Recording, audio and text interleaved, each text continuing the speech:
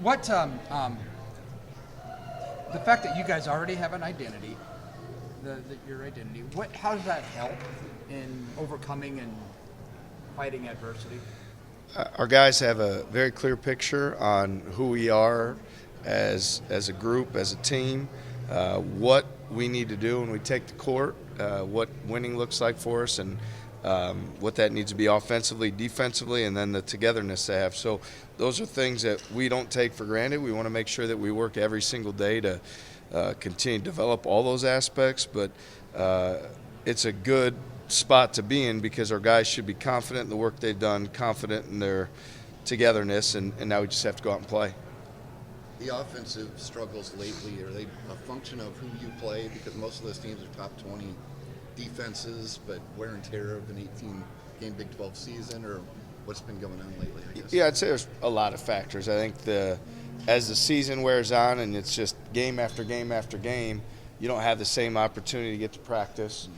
So you're just, you're always walking that line of trying to have healthy bodies and then also, getting better in certain areas. You're playing against some of the best defenses in the country, so there's a mental effect that goes into it as well. I think people experience that same thing when they play us, and so I think that's certainly a factor.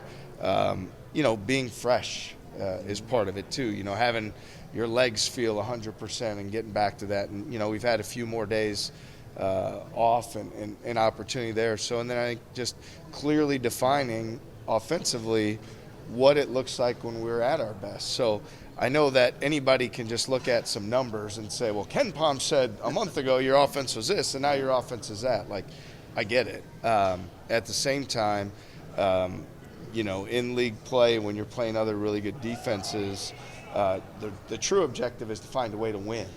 And we've done that most nights, and now we need to just continue to focus on when we've been at our best. What does that look like? And then recreate that to the best of our ability. What is that then? Probably ball movement, more screening,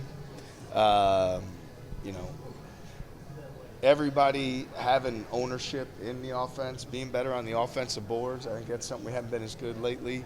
But I think the screening is probably the biggest thing, because when we're getting great screening from our frontline guys, they have greater involvement.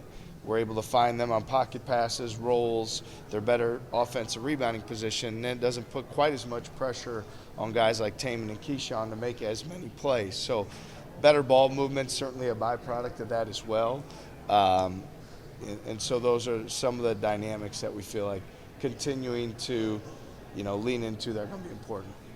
How valuable has it been in terms of freshness to go from a Saturday afternoon game to a Thursday night game, just in your guys, getting back a little bit in their habits, routine, and also just a little bit, heal some nicks and scrapes and bruises? Yeah, it's important on both fronts. I think the mental part and the physical part come into play.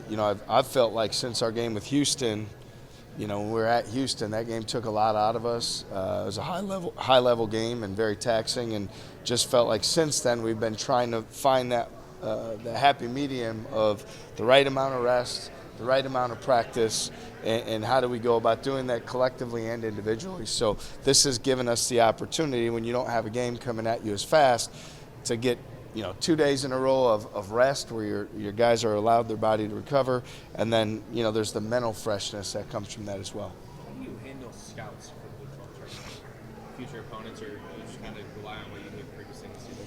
Yeah, for us overall, we're still more 90-10. It's 90% of what we do and how we do it, and believing in if we play well and do what we do, we'll be at our best. But we respect all our opponents. Again, with the game that could come at us, either team that we could play, we've had success against both, and there's been things they've done that has worked against us. So I think, like any coach or program's going to do, you're going to evaluate what worked well, what didn't, and then try to figure out some things that you can do to be successful moving forward. On quick turnarounds like this, that's very limited amount of information. You're going in wanting to play at your best, because until 8 or later tonight, we're not going to know who we play, so we're not going to spend a whole lot of time worrying about it. How many films, how much tape would you have? Maybe you don't have to do that anymore. No, I don't know. On potential NCAA opponents?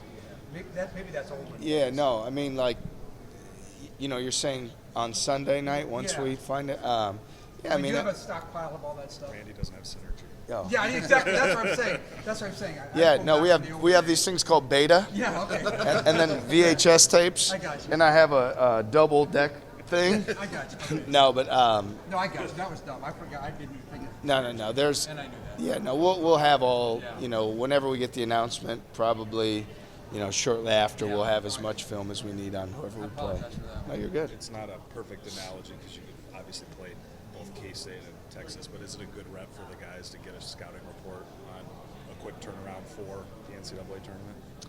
Yeah, I mean, I think our messaging to our guys more than anything is, let's be who we can be. Let's be best version of ourselves. Let's have all 5 guys involved offensively, defensively. So certainly there's parallels that we'll experience here that hopefully similar parallels that we'll experience if you're able to move forward in each setting. So it can definitely benefit you that way. And I do believe that for us, our messaging is far more rooted in let's worry about what we can do. And not that we don't respect everybody, but just probably less about who we play and us doing what we do. You said after the K-State game that you wanted to be hard on your team for the way they played on the Saturday. How do you feel like they've maybe responded to that in the last few days? Yeah, they've been good. I mean, I don't know, like being hard on them isn't necessarily like yelling and screaming and calling them names.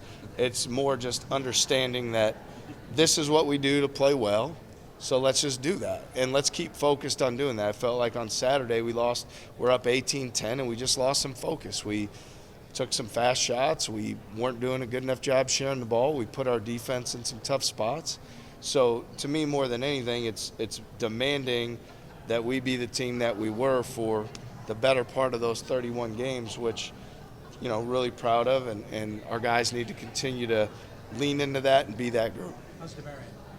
Yeah, it's day to day right now. Again, over my head in terms of how that gets evaluated. We'll be prepared either way, but I guess it's something we'll learn more tomorrow, to be honest. Has he practiced? He's not been able to do contact things in practice. He's been doing some stuff on the side with Vic and our training staff in terms of like running and whatever the concussion protocol things are. So that was where he was at today.